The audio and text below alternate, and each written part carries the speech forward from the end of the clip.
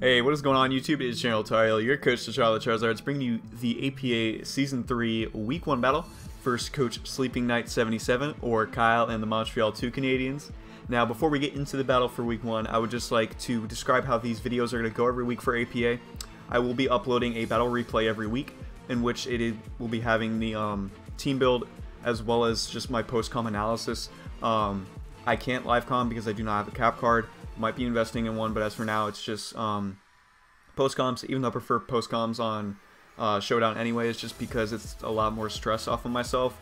Like, it's much more easier to focus on a battle anyways. Also, I cannot do team builders because even though I'm on break right now, I am a full-time student. I do go to a university, and I will also be having a job on weekends, so I'm going to be busy as is, so I really can't be investing into a team builder because I do want to be able to still continue my SDL uploads, as well as I do have to do a upload required league coming soon. So, getting into that, every week I will be uploading Sunday, like I already mentioned. And as for Week 1, we do have Sleeping Knight 77. Kyle is a good friend. He is my main Jenner when it comes to Wi-Fi battles, and I really appreciate that. So it was also a good thing I got my Jenner Week 1, so I can have him every week from here on out. But I love Kyle. He's really solid. He's got Necrozma, which I know he loves so much. But quickly, if you don't remember, I'm going to throw up my roster over here, containing Lando T, Mega Charizard X, Toxapex, Togekiss, Cobalion, Greninja, Eelektross, Gourgeist, Komala, Piloswine, and Alakazam. And my two Z users being Lando T and Cobalion. And I will throw up Kyle's on the other side, being Necrozma, Manaphy, Klefki, Dugtrio, Jolteon, Alola Marowak, Credilli, Sneasel, Tyrantrum, Hitmonchan, and Mega Pidgeot. Now, when I was looking at this matchup, he has a lot of setup, which actually kind of suits his team, because not only does he have like priority spikes and dual screens Klefki, but he also has Dugtrio for trapping the only answers for the things that stop his setup. So that's actually a pretty strong team behind Kyle. Necrozma, of course, getting its buffs in Ultra Sun, Ultra Moon with a wider move pool like Photon Geyser, and then it gets Heat Wave and Earth Power and stuff like that, I believe. Manaphy is always a solid tail glower, as we know. Klefki, like I already mentioned, it's just such a solid prankster. I really do enjoy using it. Dugtrio is an amazing trapper with a solid speed tier at 120. Jolteon, this was, of course, what I was sniped of in the draft. Amazing electric type at base 130 speed. Alola Marowak, which is another electric immunity with them to go with Dugtrio and Jolteon. It hits really hard. It's a nice, you can run Lightning Rod or Rock Head, and with the thick Club Adamant, it just hits stupid hard. Then we have Credilli. Credilli gives him a water immunity, another Stealth Rocker, and it's a decent grass type, but it's not resisting ground. Even though I do like Credilli, that's the only reason I don't draft it too often. And then he has Sneasel, very solid dark type, base 115 speed, solid ice, just, you know, weaker Weavile and whatnot. Can run Eviolite if it wants to, otherwise you will just see the stereotypical like Light Orb set. Tyrantrum, very scary, whether that be Dragon Dance, Scarf, or Choice Band, Head Smash is going to go on all those sets and destroy your team either way. So that's very frightening. Hitmonchan, a decent spinner, probably the worst Hitmon though, but it does have pretty good coverage. Iron Fist ability allows it to hit a little bit harder with the elemental punches, get more from like Drain Punch and stuff like that. And then lastly, Mega Pidgeot, pretty good speed tier, 121 I believe, only just above his Dugtrio, and it does have no guard for all the Hurricanes to land, which is very reliable. It's actually kind of a nuisance sometimes because its special attack set is also pretty decent. And also gets like U-turn for the momentum and whatnot, so we can go into his Trapper Dugtrio if he really wants, which would be very clever on his part. Now for the team build, I am going to go over right now, but I'm not going to go over like all my EVs and whatnot. I'm just going to give you a basic summary, whether it's bulky or offensive, because I do a lot of calcs when it comes to my Pokemon and Wi-Fi. It's just because I really like to distribute the EVs where it's needed to live certain attacks, to you know, be able to knock out a Pokemon for sure and stuff like that. So that being said, I'm going to go into the team build. First off, I needed a counter to the Mega Pidgeot for sure, and that was easily going to be Eelektross. Like I mentioned in the team build, if you remember, Eelektross is an amazing Assault Vest user. So I have a pretty bulky Spadef Eelektross with just a little bit of special attack, quiet nature. It had Thunderbolt, Knockoff, Dragon Tail, and U-turn. Now, the one thing I want to make sure I had was a lot of ways to get rid of his setup mons, whether that be Roar, Dragon Tail, or I didn't have Whirlwind, but it could be a possibility in like Haze Toxapex. So with Electros, the Thunderbolt, with the investment I had, allowed me to still for sure knock out the Mega Pidgeot. Knockoff is always helpful to get rid of items. And then Dragon Tail helps me for a lot of his setup, whether it be Mana, Necrozma, or Tyrantrum.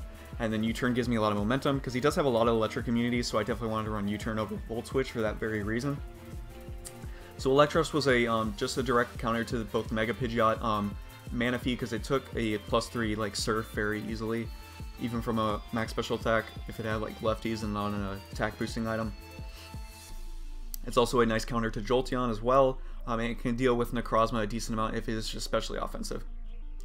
And next up, I did feel like when I was looking at his team, his speed, he has such good speed tiering, but the problem with his speed is that it is too frail.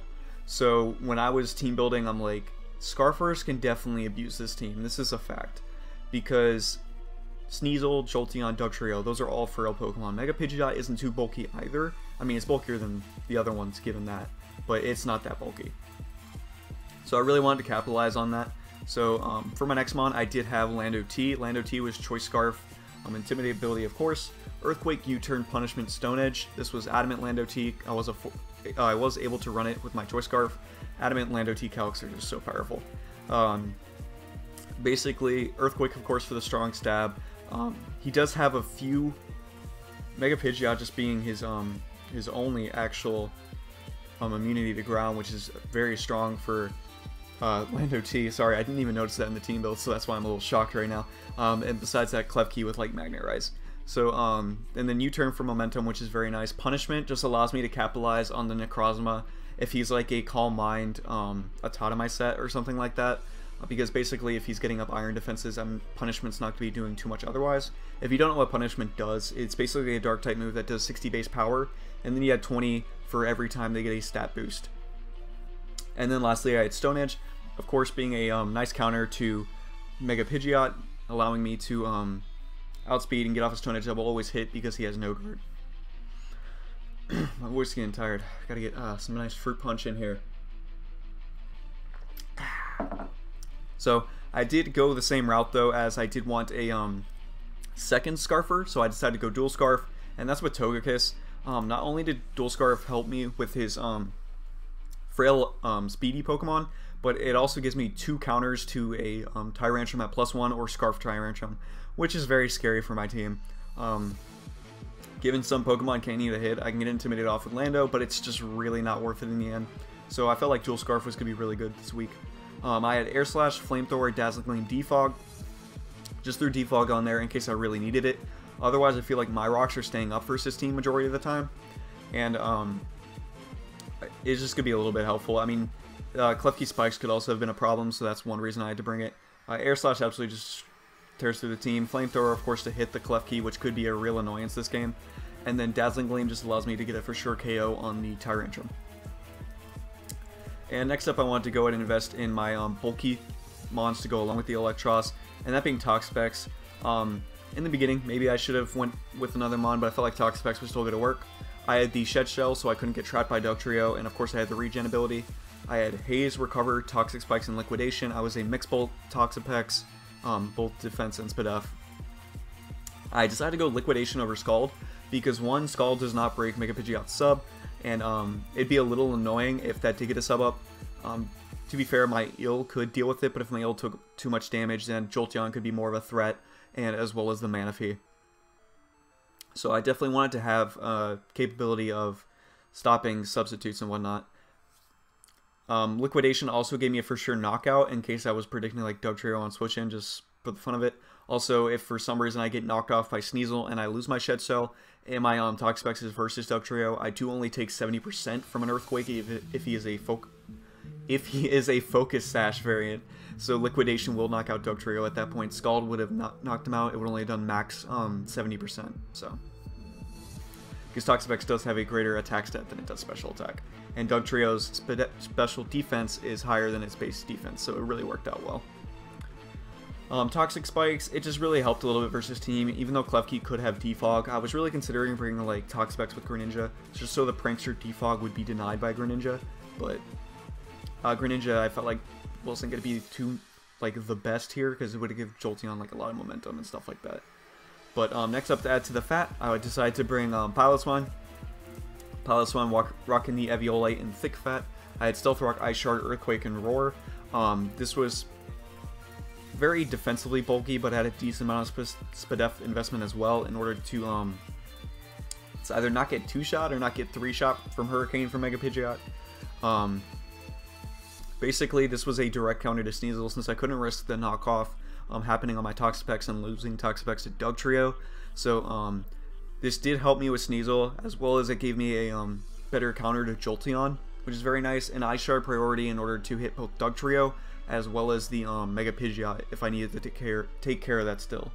And Roar is just helpful because if Manaphy does try to Tail Glow on me, like immediately when it comes in on Piloswine, and I just roar it out immediately, and it can it's most likely taking Stealth Rocks after.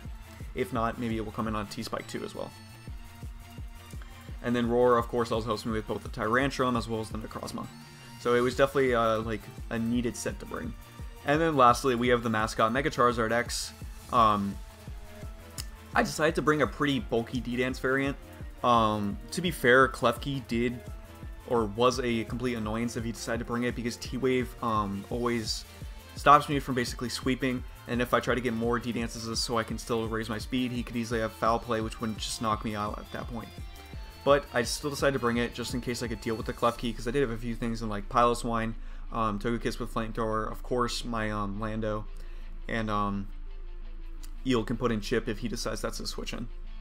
So Dragonance, Dragonclaw, Throblitz, and Roost could definitely put in work. All you need just about whenever is Stabs with Mega Charizard X because it's just that reliable. And basically if I got damage off on the Necrozma if it was max defense, Mega Charizard X just basically won versus team. I would also need Chip on the Cradily, but I really felt like the Cradily wasn't coming. But yeah, that's basically it. I needed Stealth Rocks up because Stealth Rocks did kill a offensive Manaphy, or +1 Dragonclaw did kill Manaphy after Stealth Rocks, and as well as breaking Dugtrio's Sash, which is really important. Otherwise the Dugtrio just comes in and revenges me, which would really suck. So going into the battle, I'm gonna hide the rosters here. When the battle was taking place, and I saw the Pokemon he brought in Mega Pidgeot, Manaphy, Necrozma, Tyrantrum, Dugtrio, and Jolteon, I was like, wow, this is Lando food. He has nothing really to deal with Landorus. I can lead it and just claim a kill. I mean, to be fair, I could U-turn on a few things, but really, it's just EQ spam because Mega Pidgeot's a little risky to switch into, especially considering if I just go for a U-turn on Lando, then I can just go into my Eel and get more momentum off of that. So I definitely just wanted to lead Lando T in order to start off this battle. It definitely had the best matchup in my opinion. Also, shoutouts to my dude just for looking so clean cut. Like, I even went through the entire stupid Rainbow Rocket scene just to get the Giovanni pose, which unfortunately you won't see here, but you'll see on Kyle's, most likely. Yeah, because I still throw it like a normal wuss there. And we do have Lando T getting off the Intimidate on Stone Edge Incorporated. Now, even though Kyle has that as his nickname, he still stayed in versus Lando T and Mega Evolved before scouting for Choice Scarf Stone Edge. I almost clicked U-turn over predicting because I was hoping Kyle would do better than this. But Kyle unfortunately does go down to the Stone Edge turn 1 and Mega Pidgeot's already gone. That is 1 kill for Lando. Next up, he decides to go into Tyrantrum, and right here I'm like, did not think this through entirely because I don't really know what to do with this. I'm just going to go into Electros because I feel like I can still deal with his other Pokemon if he is just Choice Band Head Smash. But luckily he is Dragonance like I predicted. Kyle is a very setup based player. That's why he loves Necrozma. The fact he got the boost, he probably enjoy it more. But as he goes for the Dragonance, he does realize he needs a second Dragonance in order to actually sweep my team. But luckily, we do have the Dragon Tail, and I do land it.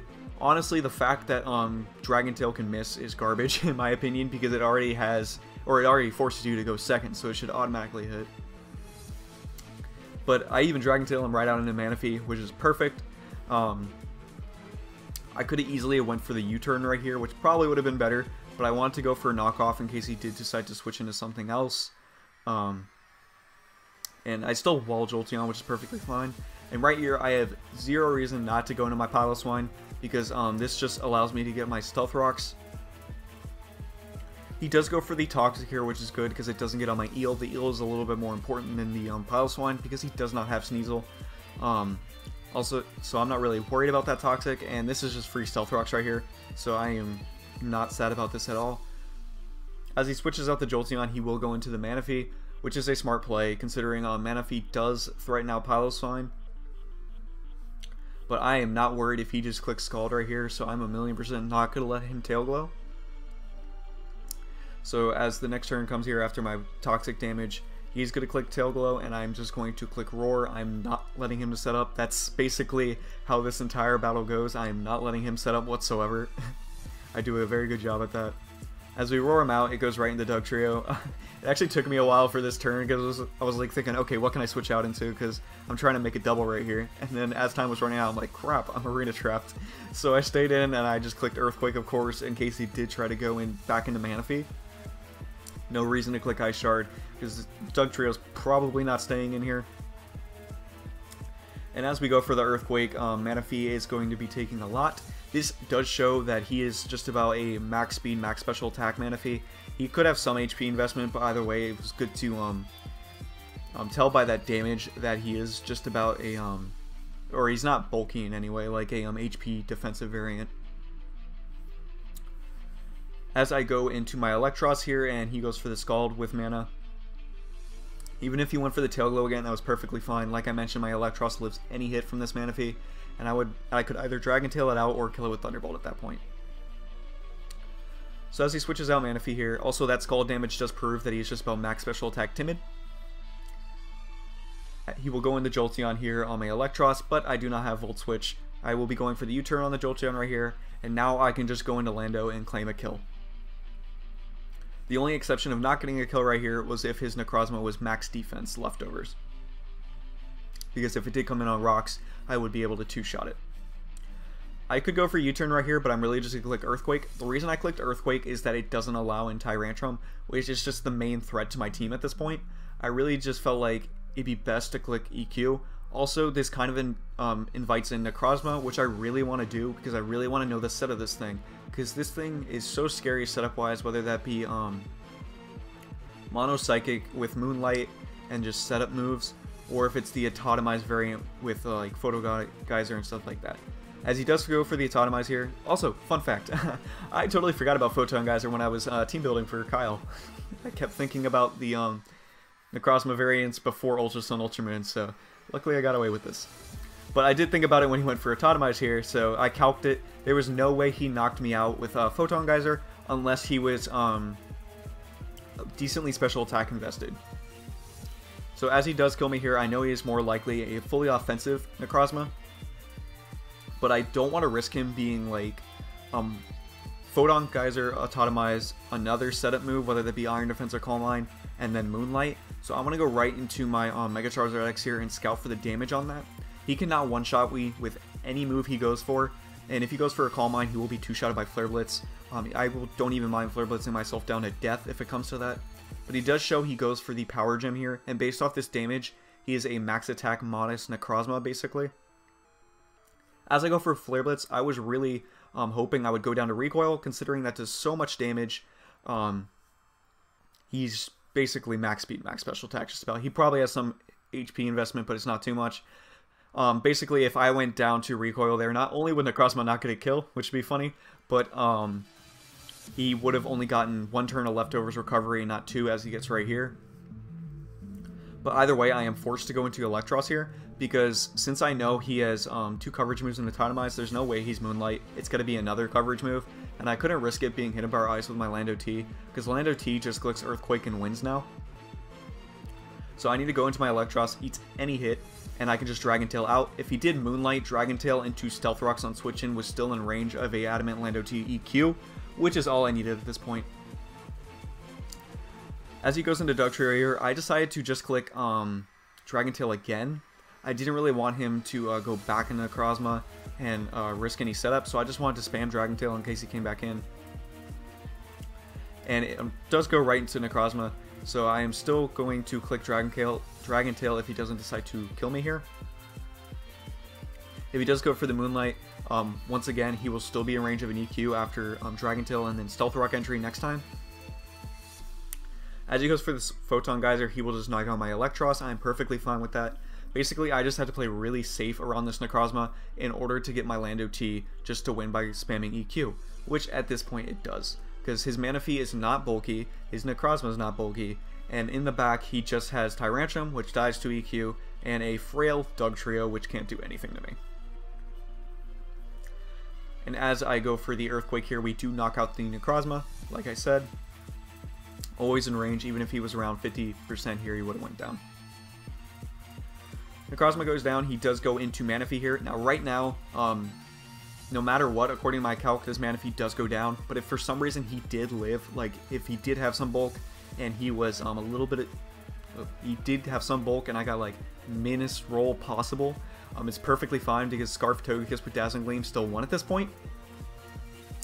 This basically just allowed for me to just sweep with my Scarfers at the end, which was a very reliable win con.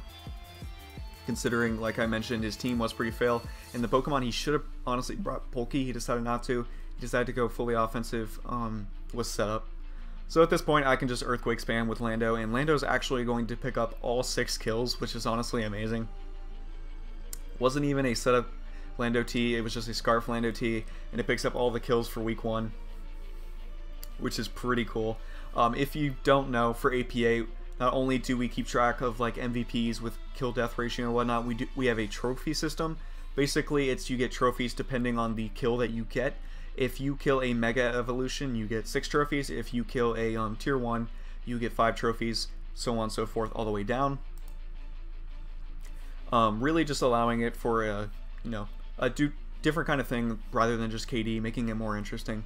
So Lando picked up 6 kills there, rocking 6-0 with 26 trophies. Definitely leading the league after week 1. Really hyped for that to happen.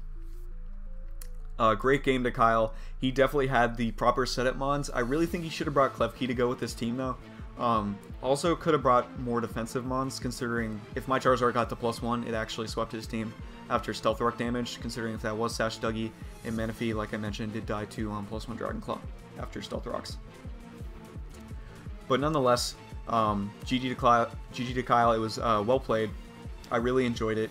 Being the first battle, it was fun. I really enjoy Wi-Fi battles on Ultra Sun, Ultra Moon. It is very clean. I like the HP bar in this compared to Sun and Moon and whatnot. It goes down faster, you already know. So right now, we are 1-0 with a 3-0 differential, which is not even bad. Not sure who we take on next week, to be completely honest. But, oh wait, no, that's a lie. We take on EliteForte Dan and the Chelsea Cloysters next week. So look forward to that, and I'll see you guys then. Make sure to sub, like, share, deuces.